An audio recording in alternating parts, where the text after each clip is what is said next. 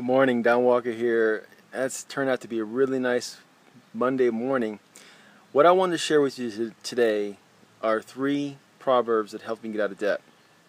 You know, I refer back to the Bible a lot, and it's pretty much my roots. I grew up in a Christian household, and regardless of whether I like it or not, it's going to be a part of my life for the rest of my life.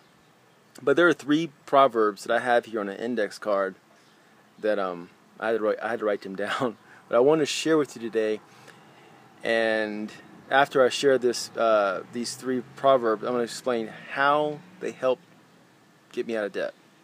So the first one: free yourself like a gazelle from the hand of the hunter, like a bird from the snare of the fowler. Proverbs 6:5. I refer back to this, and I think that, mainly when I was focusing and reflecting on this verse, you have to be swift to move consistently. And if you're trying to get away from a hunter, in this case, if you're in debt, you're always moving. You're always looking over your shoulder. And a lot of people that have debt, a lot of them probably don't think this way, unfortunately. Some do. Some do get it. But if you think this way about debt, you're constantly thinking of ways to cut back, constantly thinking of ways to evade, to get out of debt, and stay out of debt, to not be hunted. Also, ways to always bring more income to your home and be wise. I've focused on this a lot. It's really helped me to know at the right time what to do and give me wisdom and kept me grounded. The second one: go to the ant, you sluggard, consider its ways and be wise. Proverbs 6:6. I used to watch ants. Seriously, and I know that kind of sounds funny, but I used to watch them, and every time you look at ants, they're always moving. Even at night, they're still moving. They're always doing something. They're always harvesting something. They're always building something. They're always, moving with purpose. And I asked myself, why is it that humans, many of them, not all of them, many of them tend to always try to find an easy way out? If only they were just taking action consistently and constantly moving with purpose, they would get somewhere. But many choose just not to do that. They don't move at all.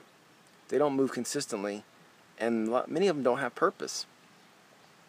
So I started to really analyze myself and realize that the very thing that got me into debt was I did not have a true purpose of my intention. Once I realized that, I got over it. I started to work and got my family out of debt.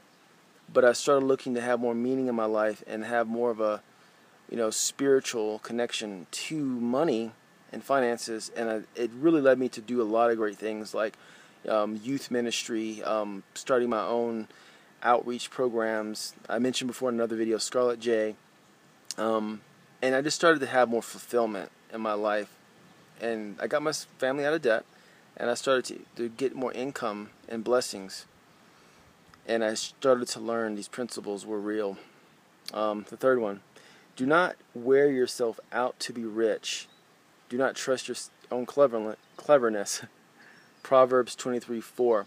Now, you may be thinking that, what does this have to do with getting out of debt if you're not moving forward? Well, it has a lot to do with it, because this is the very thing that causes debt. A lot of people, they focus so much on money that they lust for it. They have a strong desire only for it, and they don't have purpose. Why do you want it? Why does anyone want money? Is being rich just simply just to get rich? What would you do if you had a lot of money? Would you help people, or would you just buy a lot of material things for your own self-gain? I started to ask myself these questions, and I started to have more purpose of wanting to help people and to be a blessing. And it gave me a lot of peace. And also to not trust my own knowledge, the cleverness part, not to trust my own cleverness. I started to look outside my own knowledge and understanding.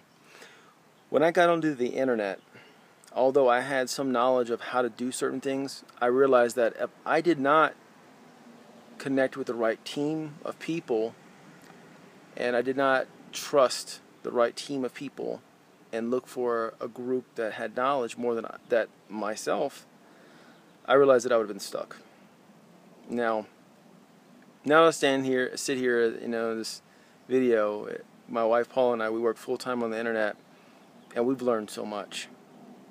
And looking at these biblical principles, I can only say that they still stand the test of time, and they're not going anywhere, and I will refer back to them. So with that, have a blessed day. If you want more information about what I just said in this video, you can click the link. There's a link that will go to a blog post about this video today. And if you'd like more information on how to get your business ahead on the internet, feel free to reply to this video, connect with me on Facebook, facebook.com/workwithdonwalker.